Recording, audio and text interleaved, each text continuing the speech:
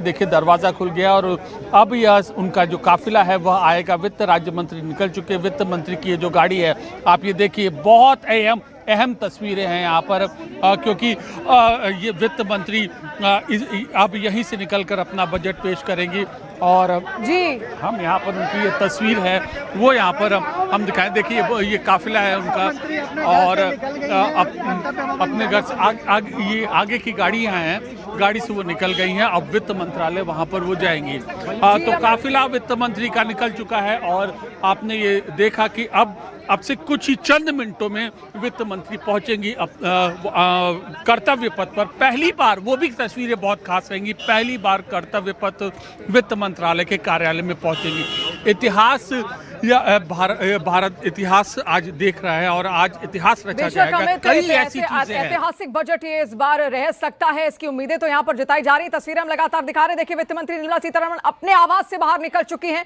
अब वित्त मंत्रालय वो जाएंगे और वहां पर वित्त राज्य मंत्री पंकज चौधरी पहले ही पहुंच चुके हैं और वहां से वो राष्ट्रपति भवन की ओर अग्रसर होंगे। वहां से अनुमति उनको मिलेगी, उसके बाद फिर वो संसद पहुंचेंगे और संसद में 11 बजे इस बजट को यहाँ पर पेश कर दिया जाएगा। बहुत ढेर सारी उम्मीदें हैं। किसानों के लिए कुछ खास यहाँ पर हो सकता है कृषि क्षेत्र में, क्योंकि देखिए कृषि और डेयरी को हमेशा से ट्रेड डील से भी बाहर रखा गया है, एक सुरक्षित क्षेत्र उसको बनाया गया है और कभी भी बार बार इस बात पर अमेरिका जोर दे रहा था कि कृषि के क्षेत्र में उनको आने दिया जाए, डेयरी के क्षेत्र में उनको आने दिया जाए। अमेरिका के साथ कोई ट्रेड डील इस पर संभव हो, लेकिन भारत ने अपनी बात यहां पर स्पष्ट रखी कि कृषि और डेयरी ऐसे क्षेत्र होंगे जहां पर सिर्फ दबदबा अगर किसी का होगा तो खुद भारत का होगा, उस क्षेत्र के साथ कोई छेड़छाड़ नहीं। और इसीलिए उम्मीद अब यह की जा रही है, इवन जो यूरोपियन यूनियन के साथ जो डील यहां पर हुई है, जिसको मदर ऑफ ऑल डील्स यहां पर कहा गया, जो फ्री ट्रेड एग्रीमेंट हुआ, उसमें भी इस बात का जिक्र था कि कृषि और डेयरी के क्षेत्र में कोई भी यहां पर अंदरूनी कलह नहीं होगा किसी भी तरीके का और एक ही दबदबा सिर्फ भारत का रहेगा। इसीलिए उम्मीदें अब बढ़ गई हैं कि किसानों को जो निधि यहां पर दी जाती थी, जो पैसा उनको मुहैया कराया जाता था, जिसकी रकम यहां पर 6,000 थी, उसको बढ़ाया जा सकता है। किसानों के लिए कई बड़े ऐलान यहां पर हो सकते हैं, कृषि क्षेत्र में कोई बड़े ऐलान हो सकते हैं। इसके अलावा आप देखिए लगातार कोशिश यही है कि इलेक्ट्रॉनिक इंडस्ट्री को बढ़ावा दिया जाए। इलेक्ट्रॉनिक इंडस्ट्री अगर बढ़ेगी तो एमएसएमईज को इसका सीधा फायदा यहां पर पहुंचेगा। इसके अलावा इलेक्ट्रॉनिक व्हीकल्स को बढ़ावा दिया जा सकता है, क्योंकि कार्बन एमिशन फ्री 2070 तक भारत को यहां पर करना है, यानी कि कार्बन एमिशन शून्य हो जाना चाहिए। और जब आप जो गाड़ियां यहां पर चलाते हैं जो पेट्रोल और डीजल से चलती हैं, वो बहुत ज्यादा प्रदूषण करती हैं, उनसे कार्बन एमिशन बहुत ज्यादा मात्रा में होता है। तो इस लक्ष्य को भी हासिल करना है। और देखिए बूंद बूंद से बने सागर, हर बजट में अगर इसी तरीके से रूपरेखा तैयार की जाएगी तो जाकर 2070 तक वो तस्वीर निकलकर सामने आएगी। और इस बार अब तक जितनी प्रतिक्रियाएं सामने आई है राजनेताओं की भी, वो यही कह रहे हैं कि इस बार का जो बजट है 2047 के हिसाब से विकसित भारत का जो बजट है वो बनकर निकलेगा। तो उसके लिए क्या क्या यहां पर अनाउंसमेंट होंगे, देखिए ये तस्वीर लगातार यहां से हम दिखा रहे हैं। और इस वक्त हमारे सहयोगी नीरज भी हमारे साथ जुड़ गए। नीरज, कर्तव्य भवन के बाहर आप मौजूद हैं, क्या तस्वीरें वहां से, क्योंकि कुछ ही देर में यहां वित्त मंत्री पहुंचने वाली हैं। देखिए बिल्कुल इस बार तस्वीर जो है अलग है और खास है। हालांकि बजट तो हर साल पेश होता है, लेकिन पहली बार यहाँ वित्त मंत्री निर्मला सीतारमण, अब से थोड़ी देर पहले पंकज चौधरी जो कि वित्त राज्य मंत्री है वो पहुंचे हैं। यहाँ की तस्वीरें आपको दिखा दे। वित्त मंत्रालय इसी पिछले साल यहाँ कर्तव्य भवन 1 में शिफ्ट हुआ है और निर्मला सीतारमण अब से थोड़ी देर बाद अपने बही खाता के साथ यहाँ पहुंचेंगी, अंदर अपनी टीम के लोगों के साथ बैठक करेंगी और उसके बाद यहाँ से निकलेंगी। 9वां स्टेट बजट है तो अपने आप में खास है और बही खाता में इस बार उम्मीद है कि जो पार्ट 2 होता है उसमें ज्यादा फोकस होगा, उनकी स्पीच का फोकस जो होगा पार्ट 2 पर ज्यादा होगा। आमतौर पे 2 पार्ट होते हैं बजट में, पहले पार्ट में ज्यादा स्पीच होता है, दूसरा जो पार्ट होता है वो आमतौर पे लोक लुभावन घोषणाएं उसमें होती हैं। लेकिन इस बार पार्ट 2 में ज्यादा अपना विजन जो है निर्मला सीतारमण पहले साल की तुलना में, पिछले साल की तुलना में रखेंगे। तो कर्तव्य भवन जो है वो बिल्कुल तैयार है। नीरज, यहाँ पर अगर देखा जाए जब से मोदी गवर्नमेंट आई है बहुत सारे चेंजेस बजट में भी अपने आप से यहाँ पर हुए हैं। सबसे पहले तो 2021 में पेपरलेस बजट कर दिया गया था, पूरा जो बजट है उसको डिजिटली पेश किया गया। रेल बजट अलग से पहले पेश होता था, लेकिन साल 2017 के बाद से लगभग उस बजट को उसी में समाहित यहाँ पर करने की कोशिश की गई। इसके अलावा भी बहुत सारे बड़े बड़े चेंजेस, जो लेदर का यहाँ पर ब्रीफकेस लेकर जो आती थी वित्त मंत्री, अब उसको एक लाल कपड़े में पैक करके बाकायदा लाया जाता है और उसको तब खोला जाता है। हर बार एक ट्रेंड रहा है कुछ ना कुछ नया करने का, इस सरकार का, वित्त मंत्रालय का, वित्त मंत्री निर्मला सीतारमण का। तो इस बार अगर पहला और सबसे महत्वपूर्ण चेंज अगर कहेंगे बजट से जुड़ा हुआ तो ये है कि मंत्रालय इस बार चेंज हो गया, नॉर्थ ब्लॉक से कर्तव्य भवन को आ गया है, तो ये सबसे बड़ा बदलाव है। लेकिन बही खाता के अंदर क्या होगा ये तो देखना अभी बताना थोड़ा मुश्किल होगा। लेकिन हाँ, ये जरूर कहूंगा कि पिछले साल 12 लाख की सीमा जो वित्त मंत्री ने की थी उसकी बहुत तारीफ हुई थी। इस बार लोगों की आकांक्षाओं को पूरा करने के लिए, क्योंकि बजट जब भी होता है तो लोगों को उम्मीदें होती हैं और एक तरफ सरकार बार बार ये कहती है कि 2047 तक भारत को विकसित भारत बनना है, उससे पहले कौन सी ऐसी घोषणाएं होंगी ताकि आम लोगों के साथ साथ उद्योग जगत, कृषि या दूसरे जो क्षेत्र है, डिफेंस, तमाम दूसरे जो क्षेत्र है उसमें सरकार ऐसा कदम उठाए ताकि विकसित भारत का सपना जो हो पूरा हो। भारत बार बार इस बात को दोहराता है, मोदी सरकार बार बार इस बात को दोहराती है कि कैसे 2047 तक उनका ब्लूप्रिंट होगा विकसित भारत बनने का। तो ये बजट उसमें एकदम योगदान देगा। बही खाता वही होगा जो पिछले 4 साल 5 साल से रहा है। निर्मला सीतारमण हर बार नॉर्थ ब्लॉक जी आप हमेशा से देखिए जो विदेश मंत्रालय से जुड़ी खबरें हैं, इंटरनेशनल अफेयर्स भी आप कवर करते यहाँ पर आए हैं। इस बार के बजट में क्योंकि कहा जा रहा है कि जो पार्ट बी होगा वो बेहद खास यहाँ पर रहने वाला है। भारत की जो रूपरेखा होगी, आत्मनिर्भर भारत की तस्वीर उसमें दिख सकती है। रक्षा क्षेत्र का जो बजट है उसको बढ़ावा मिल सकता है और कैसे जो आत्मनिर्भरता है इसको कम किया जाए वो भी यहाँ पर हो सकता है। आप तस्वीर दिखाइए, आप कुछ कहना चाह रहे हैं नीरज?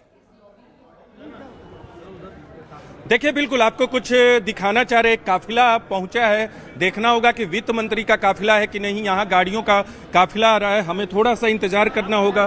क्या वित्त मंत्री निर्मला सीतारमण है? ऐसा लगता है काफिले को देखकर, जिस तरह से यहाँ तैयारियां हैं, सुरक्षा व्यवस्था या उनके मंत्रालय से जुड़े लोग हैं। हाँ बिल्कुल लगता है कि वित्त मंत्री निर्मला सीतारमण शायद पहुंच गई हैं।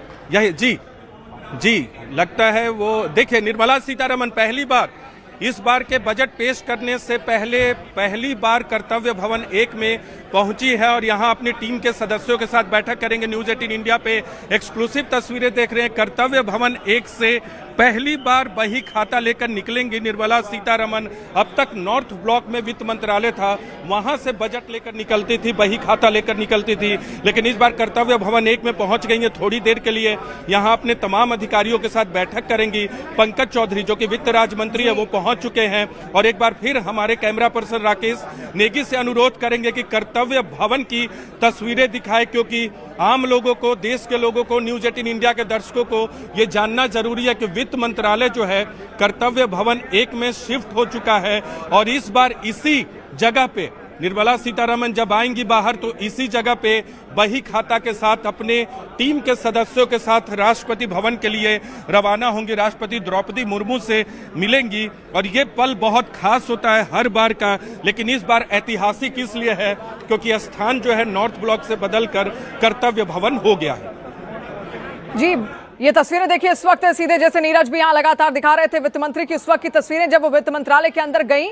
और इस बार ये खास इसलिए है क्योंकि देखिए एड्रेस चेंज हुआ है वित्त मंत्रालय का। पहले नॉर्थ ब्लॉक में हुआ करता था लेकिन अभी कर्तव्य भवन में वित्त मंत्रालय शिफ्ट हो गया है पिछले ही साल और इसी वजह से ये तस्वीरें बेहद खास हैं और यहाँ पर पेश होने वाला ये पहला बजट भी यहाँ पर हो जाएगा। और इसी वजह से आप देखिए क्या इस बार जो बही खाता लेकर आएंगी खुद वित्त मंत्री निर्मला सीतारमण, क्या होने वाला है। सबसे पहले आपको बता दूं, अब वो अंदर गई हैं तो क्या होगा देखिए, एक ब्रीफिंग वहां पर होगी। वित्त मंत्रालय के तमाम जो बड़े अधिकारी होंगे वो, उनकी जो टीम होगी वित्त मंत्रालय की, वो उनके साथ मौजूद होगी। उसके बाद यहां से राष्ट्रपति भवन की ओर वित्त राज्य मंत्री और वित्त मंत्री निर्मला सीतारमण अग्रसर होंगे। वहां से अनुमति ली जाएगी राष्ट्रपति से और उसके बाद वो वापस संसद भवन आएंगी। संसद भवन में आने के बाद इस बजट को 11 बजे पेश किया जाएगा। लेकिन बहुत सारा लेखा जोखा यहां पर है। अब क्या इस पिटारे से आज निकलने वाला है? साल 2047 का अगर विजन लेकर इस वक्त भारत सरकार चल रही है तो इस बार वित्त मंत्रालय ने क्या क्या उसमें रखा है, कौन कौन से ऐसे सेक्टर्स होंगे जिनको बहुत खास कुछ मिलने वाला है, जिसमें कृषि, किसानों से जुड़ा हुआ एक सेक्टर यहां पर शामिल है। इसके अलावा आत्मनिर्भर भारत की तस्वीर भी देखिए यहां पर बनानी है।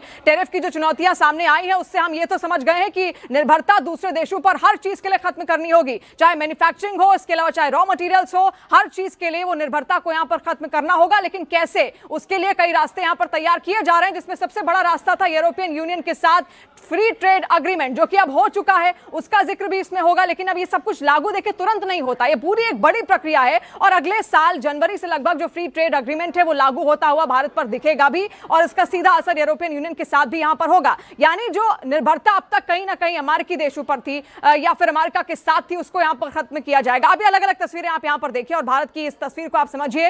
वित्त मंत्री निर्मला सीतारमण, जिनका ये 9वां बजट है, लगातार 9वां बजट वो पेश कर रही है, जिसमें 7 पूर्ण बजट आते हैं और 2 अंतरिम बजट भी इसमें आते हैं। और आज की तस्वीर कुछ खास होने वाली है। साल 2019, फिर उसके बाद कितने घंटे उन्होंने अपने भाषण को दिया है, क्योंकि उनका जो दूसरा भाषण कहते हैं साल 2020 का था, वो ही काफी लंबा था।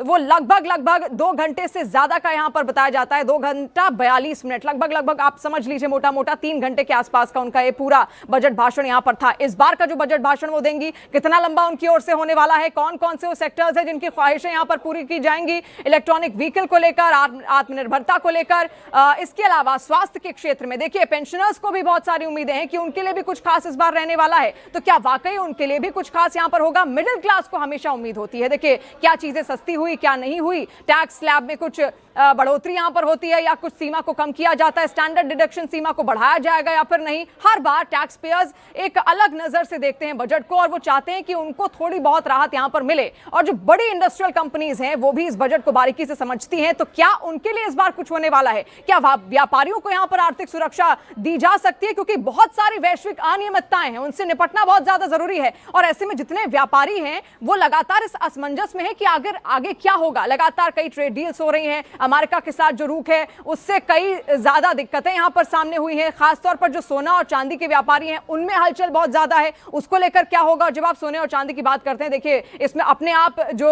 वर्ल्ड पॉलिटिक्स है वो शामिल हो जाती है, इसमें अपने आप वो तमाम चीजें आ जाती है, वो तमाम ट्रेड डील आ जाती है जो भारत कई दिनों से अलग अलग विकल्प के तौर पर यहां पर तलाश रहा है। क्योंकि अब भारत को अपना बाजार बदलना है। तो भारत को अगर अपना बाजार बदलना है तो कौन कौन से वो देश होंगे जो आने वाले वक्त में उनके साथ यहां पर आ सकते हैं। देखिए भारत ने हाल के दिनों में गल्फ कंट्रीज के साथ भी मजबूती को बरकरार यहां पर रखा है। इसके अलावा जो ईस्ट एशियन कंट्रीज हैं उन पर तो हमेशा फोकस रहा है, क्योंकि अमेरिका के टैरिफ धमकियों से कहीं ना कहीं अब जो रास्ते हैं वो धीरे धीरे कम होते यहां पर जा रहे हैं और इसीलिए अब नए मार्ग यहां पर तलाशने हैं। और यही वजह है कि यूरोपियन यूनियन के साथ एक बड़ी ट्रेड डील यहां पर की गई। अभी 9 तस्वीरें आप अलग अलग यहां पर समझिए साल 2019 में, क्योंकि जब भी वित्त मंत्री आती है एक नई साड़ी और जो कि टेक्सटाइल इंडस्ट्री से जुड़ी होती है उसका एक संदेश लेकर वो पहुंचती हैं। देखिए मंगलगिरी रेशम साड़ी साल 2019 में उन्होंने पहनी, फिर आता है साल 2020 जब रेशम की साड़ी उनकी ओर से पहनी गई थी।